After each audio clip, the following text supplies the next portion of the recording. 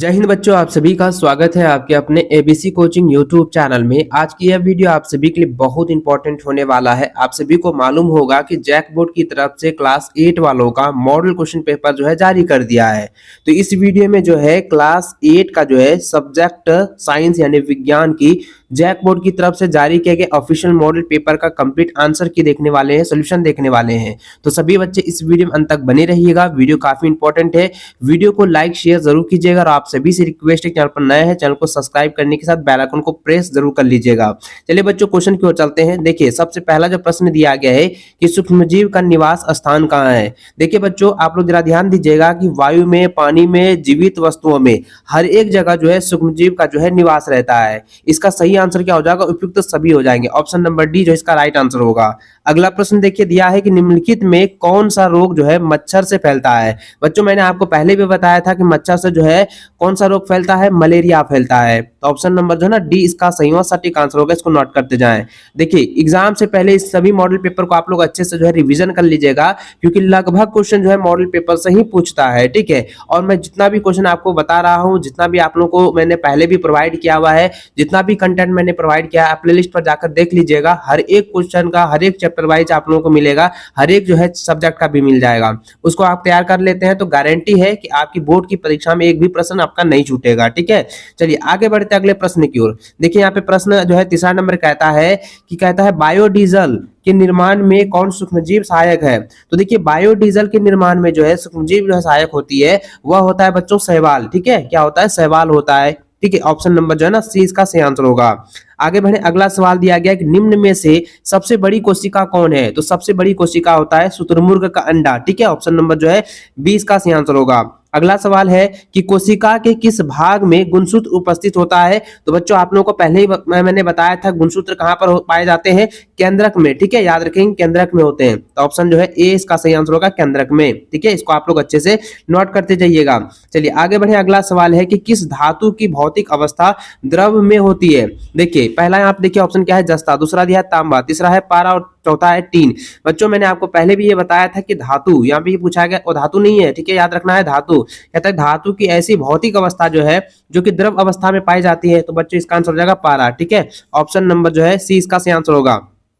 इसको आप लोग नोट कर लीजिएगा, इसको अच्छे से आप लोगों को एग्जाम से पहले रिवीजन कर लेना है। ठीक है, आगे बढ़ते हैं। अगला प्रश्न देखिए, दिया गया है कि एक्सरे करने हेतु किस धातु का उपयोग किया जाता है। तो बच्चों, इसका आंसर होगा लेड। ठीक है, ऑप्शन नंबर जो है डी इसका सही आंसर होगा। इसको टिक कर लीजिए।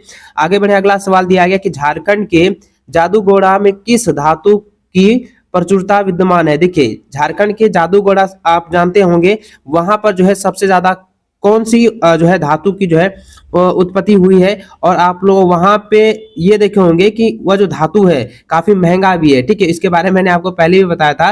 तो बच्चों, इसका सही आंसर क्या होगा? आप मुझे कमेंट करके जरूर बताइएगा, फटाक से बताइए कमेंट। और क्योंकि इसके बारे में मैंने आपको पहले बताया था, इसका आंसर हो जाएगा यूरेनियम। ठीक है, इसको आप लोग नोट कर लीजिएगा। यूरेनियम जो है जादूगोड़ा जो कि झारखंड में स्थित है, वहां पर जो है ये प्रचुर मात्रा में जो है विद्यमान है, यानी कि उपस्थित है। ठीक है, चलिए आगे बढ़ते हैं। अगला प्रश्न देखिए, दिया गया है कि धातुओं का वह गुण जिससे उन्हें पीट कर जो है चादर बनाई जाती है। देखिए बच्चों, मैंने पहले बताया था कि धातु को जो है पीट कर चादर बनाई जाती है, पतली नुमा जो है चादर बनाई जाती है, उसे हम क्या कहते हैं? तो उसे बच्चों हम क्या कहते हैं? जरा ध्यान दीजिएगा। उसे हम जो कहते हैं अधातु वर्धनीयता कहते हैं। ठीक है, तो ऑप्शन नंबर जो है ना सी इसका सही सटीक आंसर होगा। अगर बच्चों यहाँ सवाल ये पूछा जाए कि धातु का वह गुण जिसे पीट कर या खींच कर जो है पतली जो है तार बनाई जाती है, तो उसको हम तन्यता कहते हैं। इसको आप लोग नोट कर लीजिएगा, एग्जाम में सवाल पूछे जाते हैं। ठीक है, चलिए नेक्स्ट क्वेश्चन देखिए, 10वां नंबर क्या दिया गया है कि इनमें से ऊष्मा का सबसे कम चालक धातु कौन है। देखिए, कम चालक धातु पूछा गया है बच्चों, तो इसका आंसर हो जाएगा पारा। ठीक है, ऑप्शन नंबर जो है बी इसका सही आंसर होगा। नेक्स्ट क्वेश्चन है कि निम्नलिखित में कौन सा घोल विद्युत का कुचालक होता है। तो बच्चों, इसका याद रखिएगा आसूत जल। आसूत जल क्या होता है? कि विद्युत का जो है कुचालक होता है। ठीक है, ऑप्शन डी इसका सही आंसर होगा। अगला सवाल देखिए, 12 नंबर दिया गया कि किस धातु को एक्सित धातु की परत निक्षेपित करने की प्रक्रिया को क्या कहते हैं। ध्यान दीजिएगा, यहाँ पे सवाल पूछा गया है किसी धातु पर, ठीक है, किसी धातु पर इच्छित धातु की परत जो है निक्षेपित करने की प्रक्रिया को क्या कहते हैं। निक्षेपित करने की प्रक्रिया को हम क्या कहते हैं बच्चों? उसे है विद्युत लेपन कहते हैं, जो कि मैंने आपको पहले भी ऑफलाइन क्लासेस में बताया हुआ है। ऑप्शन नंबर ए इसका सही आंसर होगा विद्युत लेपन। आगे बढ़े, अगला सवाल दिया गया कि निम्नलिखित में से किनमें जो है आंतरिक जनन होता है। आंतरिक जनन किसमें होता है बच्चों? देखिए पहला ऑप्शन देखिए मछली है, दूसरा ऑप्शन मेढक है, तीसरा जो है स्टार फिश है और चौथा जो है आपका मुर्गी दिया हुआ है। तो यहाँ पे इसका सही आंसर क्या हो जाएगा बच्चों? मुर्गी। मुर्गी में क्या होता है? ये आंतरिक जनन होते हैं और बाकी सभी में जो है ये बाह्य जनन होते हैं। ठीक है, नोट कर लीजिए। चलिए आगे बढ़ते हैं अगला सवाल 14 नंबर की ओर। देखिए दिया गया है कि हाइड्रा में जनन की विधि होती है। तो हाइड्रा में जनन की विधि होती है मुकुलन विधि के द्वारा। ठीक है, ऑप्शन नंबर 20 का सही आंसर होगा।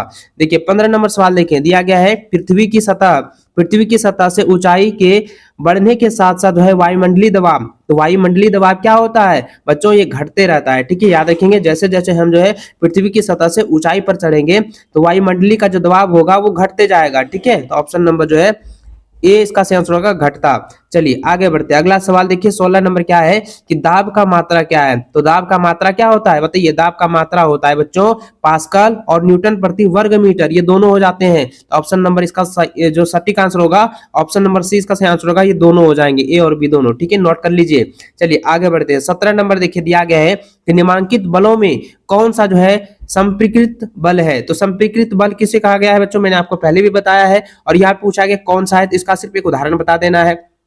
देखिए ध्यान दीजिएगा, ये काफी इंपॉर्टेंट है। इसका आंसर हो जाएगा बच्चों घर्षण बल। ठीक है, नोट कर लीजिए, ऑप्शन नंबर डी जो है इसका सही व सटीक आंसर होगा। चलिए आगे बढ़ते हैं। 18 नंबर देखिए क्या है, निम्नलिखित में कौन सा पदार्थ जो है अदहनशील है, यानी कि जो नहीं जलता है? तो यहाँ पे देखिए लकड़ी, कोयला, पेट्रोलियम ये सारे तो जलते हैं, लेकिन पत्थर क्या जलता है? नहीं, यह जो है क्या है? अदहनशील है। ठीक है, ऑप्शन नंबर जो है डी इसका सही व सटीक आंसर होगा। चलिए 19 नंबर देखिए दिया गया कि किसी पदार्थ के दहन का पोषक पदार्थ है। किसी पदार्थ का दहन का पोषक पदार्थ है, तो बच्चों इसका सही आंसर हो जाएगा ऑक्सीजन। ऑप्शन नंबर सी इसका सही व सटीक आंसर होगा। ठीक है, नोट कर लीजिए। नेक्स्ट क्वेश्चन देखिए 20 नंबर दिया गया कि किसी ज्वाला का सबसे अधिक गर्म भाग कौन सा है? तो बच्चों इसका आंसर हो जाएगा सबसे बाहरी भाग। ठीक है, ऑप्शन नंबर जो है ए इसका सही आंसर होगा। चलिए नेक्स्ट क्वेश्चन देखिए क्या दिया गया है कि निम्नलिखित में से कौन दो गुणसूत्र मिलकर नर शिशु के रूप में विकसित होता है? तो बच्चों इसका सही व सटीक आंसर होगा एक्स वाई। ठीक है, एक्स वाई क्या होता है? एक्स वाई जो है नर शिशु का जो है यह गुणसूत्र है। ठीक है, नोट कर लीजिए। चलिए नेक्स्ट क्वेश्चन देखिए 22 नंबर दिया गया कि विश्व एड्स दिवस जो है कब मनाया जाता है? तो बच्चों आपको याद रखना है कि विश्व एड्स दिवस जो है प्रत्येक वर्ष जो है 1 दिसंबर को मनाया जाता है। ऑप्शन नंबर सी इसका सही व सटीक आंसर होगा 1 दिसंबर। चलिए 23 नंबर देखिए क्या दिया गया, स्त्रियों में होने वाले मासिक स्राव के सामान्य अवधि क्या होती है? देखिए मासिक स्राव जो होती है वो कितने दिनों तक होती है? और यहाँ पे पूछा गया कि समान अवधि। ठीक है, याद रखना है समान अवधि जो है पूछी गई है। तो आपको यहाँ पे याद रखना बच्चों कि इसका जो होता है ना समान अवधि की जो कार्यकलाप होता है, ठीक है, जो आपका टाइमिंग होता है वो होता है 28 दिनों का। ठीक है, याद रखेंगे। तो ऑप्शन नंबर जो डी होगा सही आंसर होगा 28 दिन। ठीक है, इसको नोट कर लीजिए।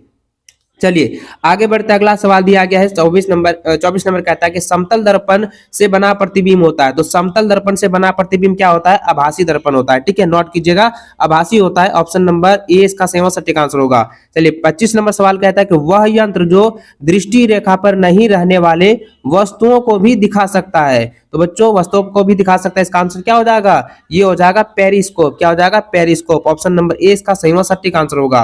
अगला सवाल देखिए क्या दिया गया है कि आंख में प्रवेश करने वाली प्रकाश किरणों को कौन नियंत्रित करता है? देखिए जब आंख में कोई भी किरण जो है प्रवेश करती है तो वो जो है नियंत्रित कौन करता है? तो बताइए नियंत्रित कौन करता है बच्चों? उसको पुतली जो है, ठीक है, हम लोग की जो आंखों की जो पुतली है उसे नियंत्रित करता है। तो ऑप्शन नंबर ए इसका सही व सटीक आंसर होगा। अगला सवाल है कि वर्षा ऋतु में बोई जाने वाली एवं अक्टूबर से दिसंबर तक फल की कटाई वाली फसलें कहलाती हैं। तो इसे क्या कहते हैं बच्चों? इसे जो हम लोग कहते हैं दहन। ठीक है, याद रखेंगे। दहन कहते हैं भाई, नहीं दलहन कहते हैं, दलहन। ठीक है, याद रखेंगे दलहन वाले, जैसे चना हो गया, ठीक है, चना हो गया, खेसारी हो गया, मौसरी हो गया, ये सारे क्या चीज है? दलहन है जा। तो दलहन जो है, दलहन की बुनाई जो की जाती है कब की जाती है? ठीक है, आपको पता ही है कि वर्षा ऋतु में बोई जाने वाली है और ये अक्टूबर से दिसंबर तक की फसल होती है। चलिए आगे बढ़ते हैं अगले प्रश्न की ओर। 28 नंबर दिया गया कि स्वपोषी का उदाहरण होता है। देखिए स्वयं पोषी का उदाहरण क्या होता है बच्चों? बताइएगा। स्वपोषी का उदाहरण होता है, आप ध्यान दीजिएगा कि अमरूद का पौधा जो होता है वो स्वपोषी होता है। ठीक है, नोट कर लीजिए, option number D is the right answer होगा। चलिए आगे बढ़ते हैं। अगला प्रश्न है आपका 29 नंबर कहता है कि हार्वेस्टर मशीन द्वारा फसल की गई जाती है। देखिए हार्वेस्टर मशीन द्वारा जो है फसल को किया जाता है, क्या किया जाता है? तो यह जो है क्या किया जाता है? कटाई की जाती है। याद रखेंगे, इसकी जो है कटाई की जाती है। ऑप्शन नंबर सी इसका सही आंसर होगा।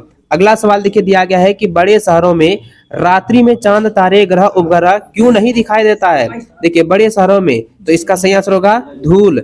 धुएं से भरे आसमान में कहीं खोए जाते हैं, तो इसलिए जो है रात्रि में जो है बड़े शहरों में चांद तारे ग्रह उपग्रह नहीं दिखाई देते हैं। ठीक है, इसको नोट कर लीजिएगा। ऑप्शन नंबर सी जो है इसका सहीवां सटीक आंसर होगा। इसको आप लोग टिक कर लीजिए, अच्छे से इसको जो है कॉपी में नोट कर लीजिएगा और एग्जाम से पहले आप लोगों को रिवीजन कर लेना है।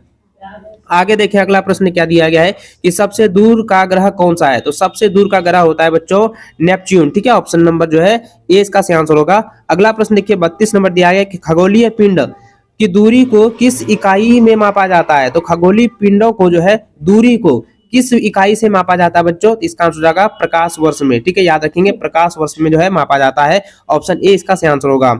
आगे देखिए 33 नंबर सवाल कहता है कि किस घर्षण की अपेक्षा जो है सर्फी घर्षण कम होता है। तो देखिए सर्फी घर्षण जो है कम होता है, तो इसका सही आंसर हो जाएगा ऑप्शन नंबर ए हो जाएगा। ठीक है, स्थैतिक घर्षण ऑप्शन नंबर जो है ए इसका सही आंसर होगा। आगे देखिए अगला 34 नंबर कहता है कि तरल हवा या जल में गति करने वाली वस्तु को उचित आकार देकर घर्षण बल किया जा सकता है। तो उसे हम क्या कर सकते हैं, देखिए तरल पदार्थ में या हवा या जल में जो है गति करने वाली वस्तु को उचित आकार देकर घर्षण बल को हम क्या कर सकते हैं। तो घर्षण बल को हम क्या कर सकते हैं बच्चों, इसको जो है हम कम कर सकते हैं। ठीक है, तो ऑप्शन नंबर बी इसका सही सटीक आंसर होगा। आगे बढ़ते हैं, देखिए 35 नंबर सवाल कहता है कि किस आकृति की वस्तु पर तरल घर्षण कम हो जाता है। तो इसका आंसर होगा ऑप्शन नंबर सी नौकाकार। ठीक है, ऑप्शन सी इसका सही आंसर होगा।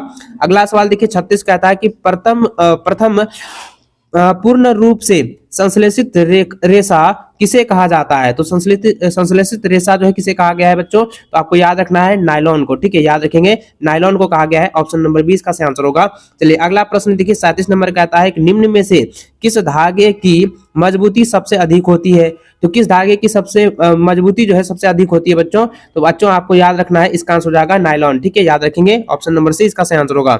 अगला सवाल देखिए 38 नंबर कहता है कि दमकल कर्मकारियों, ठीक है यहाँ पे कर्मकारियों नहीं कर्मचारियों होना चाहिए, हाँ कर्मचारी है, याद रखेंगे। देखिए दमकल जो है कर्मचारियों के कपड़ों पर किसकी परत चढ़ी होती है। देखे होंगे बच्चों आपके जो है जो आग फायर वाले जो व्यक्ति होते हैं उसके जो कोट होते हैं, जो उसके कपड़े होते हैं वो चमकदार होते हैं। ठीक है, पीला कलर का होता है, लेकिन उसकी जो परत होती है ना, उसकी जो परत होती है वो किस कलर की होती है आपको मालूम होगा, और मैंने बताया भी था कि उसकी जो परत होती है वो किस प्रकार से होती है और किस तरह से जो है उसका जो है मेंटल जो है किया जाता है। ठीक है, पूरी तरह से मिलावट की जाती है। तो देखिए इसका जो सही आंसर होगा वो हो जाएगा मेलामाइन। याद रखेंगे मेलामाइन का जो है वो परत चढ़ा होता है ताकि जो है आग से उसे बचाया जा सके। ठीक है, तो ऑप्शन नंबर जो है ना ए इसका सही आंसर होगा। चलिए 39 नंबर सवाल देखें, दिया गया है कि ध्वनि की प्रबलता किस कारक पर निर्भर करती है। तो बच्चों इसका आंसर होगा आयाम। ठीक है, ऑप्शन नंबर ए इसका सही आंसर होगा।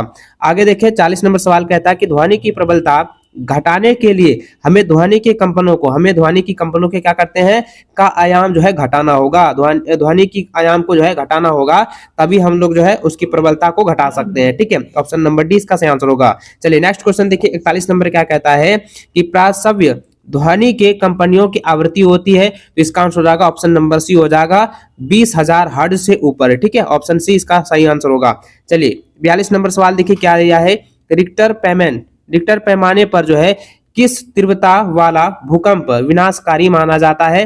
तो बच्चों इसका आंसर हो जाएगा 7 या उससे अधिक तीव्रता वाला। ऑप्शन नंबर डी इसका सही आंसर होगा।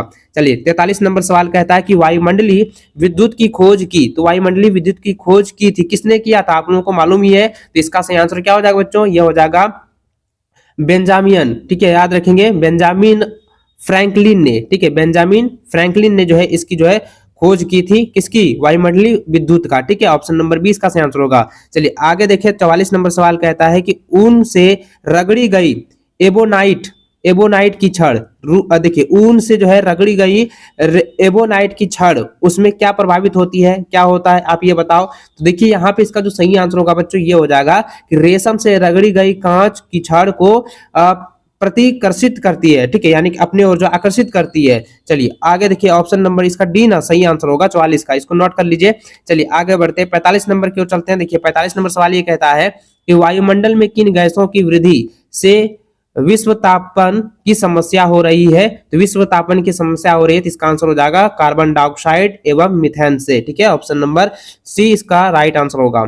चलिए आगे बढ़ते हैं 46 नंबर सवाल देखिए क्या है कि पृथ्वी पर पाई जाने वाली विशाल विवर्तनिक प्लेटों की संख्या है। तो देखिए कितने प्लेटों की संख्या, ये तो मैंने आपको पहले ही बताया हुआ है ना, इसका सही आंसर होगा 6। ठीक है, याद रखेंगे कितने प्लेटों की संख्या है, 6 प्लेटों की संख्या। ऑप्शन नंबर ए इसका सही आंसर होगा।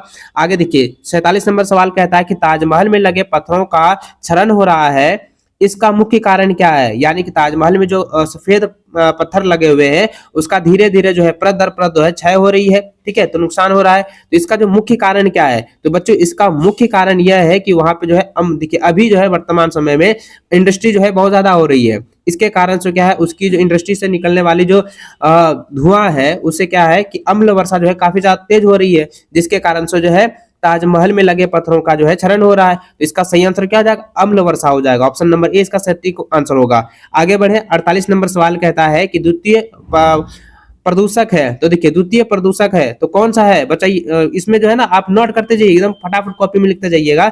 इसका सही आंसर होगा सल्फर एवं नाइट्रोजन के अम्ल। ठीक है, ऑप्शन नंबर डी इसका सही आंसर होगा। चलिए 49 नंबर सवाल देखें, दिया गया है कि कुछ प्रजातियों का विलुप्त होने और गायब होने का कारण है। तो देखिए क्या कारण है, तो बच्चों इसका आप लोग याद रखिएगा। देखिए कारण यह है बच्चों कि आवासों का विनाश होना और साथ ही अभी जो है ना शिकार बहुत ज्यादा हो रही है। तो इसलिए दोस्तों इसका सही आंसर क्या जाएगा, आवासों का विनाश और शिकार ये हो जाएंगे। ठीक है, तो इसका सही व सटीक आंसर क्या हो जाएगा, तो ये हो जाएगा ऑप्शन नंबर डी, 1 और 4 दोनों हो जाएंगे। ठीक है, इसको आप लोग टिक कर लीजिएगा।